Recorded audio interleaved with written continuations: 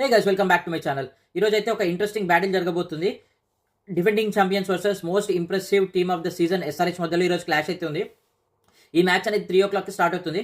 Present SRH వచ్చేసి third పొజిషన్లో ఉంటే ఆర్సీబీ టీమ్ పాయింట్స్ టేబుల్లో ఫస్ట్ పొజిషన్లో ఉంది. ఒకవేళ ఈ మ్యాచ్ కనుక ఎస్ఆర్హెచ్ భారీ తేడాతో గెలిస్తే కనుక వాళ్ళ నెట్ రన్ రేట్ ఇంప్రూవ్ అయ్యి ఫస్ట్ పొజిషన్లోకి వెళ్ళే ఛాన్సెస్ ఉన్నాయి. ఒకవేళ ఎస్ఆర్హెచ్ కనుక ఫస్ట్ పొజిషన్లో ఫినిష్ చేసుకోవాలంటే వాళ్ళు 87+ రన్స్తో అయితే గెలవాల్సి ఉంటుంది. అది చాలా కష్టమనే చెప్పుకోవాలి. ఎందుకంటే బోత్ ద టీమ్స్ దగ్గర పిన్స్ హిట్టర్స్ ఉన్నారు అండ్ మంచి కన్సిస్టెంట్ బ్యాట్స్మెన్స్ కూడా ఉన్నారు. ఆర్సీబీ చూసుకున్నట్లయితే టాప్ 8 బ్యాట్స్మెన్స్ బ్యాటింగ్ చేయగలరు. వాళ్ళ దగ్గర నుంచి అంటే Tim David and Romario Shepherd fail అయినప్పటికీ ఆ గ్యాప్ని కోహ్లీ అండ్ పడిక్కల్ అయితే మంచిగా ఫుల్ఫిల్ చేస్తున్నారు. వీళ్ళు కన్సిస్టెంట్గా ప్రతి మ్యాచ్లో పర్ఫామ్ చేస్తున్నారు. Bethell, Tim David, Romario Shepherd, Jitesh Sharma నుంచి ఇంకా ఫైర్ వర్క్స్ అయితే మిగిలి ఉన్నాయి.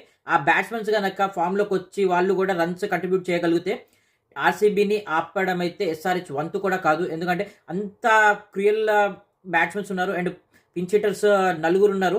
So down the line A team అన్నా ఓడించగలగా సత్తా ఆర్సీబీ బ్యాట్స్మెన్స్కి ఉంది. ఒకవేళ ఆర్సీబీ బౌలింగ్ చూసుకున్నట్లయితే భువనేశ్వర్ మంచి ఫామ్లో ఉన్నాడు అండ్ అతనికి తోడు హ్యాజల్వుడ్ నుంచి కాంట్రిబ్యూషన్ కూడా వస్తుంది.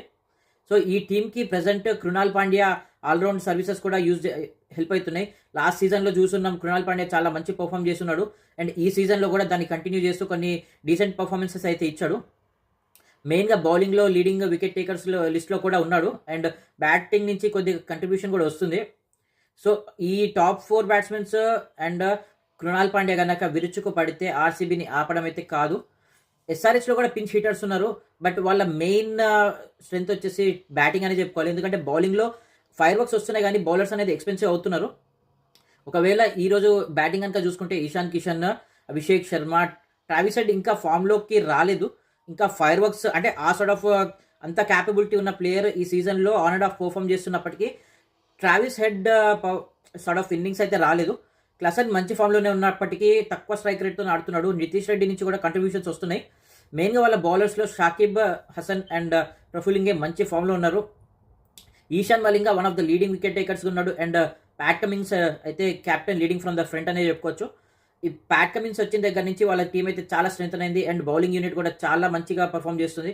లీడింగ్ వికెట్ టేకర్గా ఈశాన్ మలింగా లిస్ట్లో ఉన్నాడు ఆల్రెడీ అండ్ ప్యాట్ కమిన్స్ వచ్చిన దగ్గర నుంచి ప్రతి మ్యాచ్లో మంచిగా పర్ఫామ్ చేస్తూనే ఉన్నాడు ప్యాట్ కమిన్స్.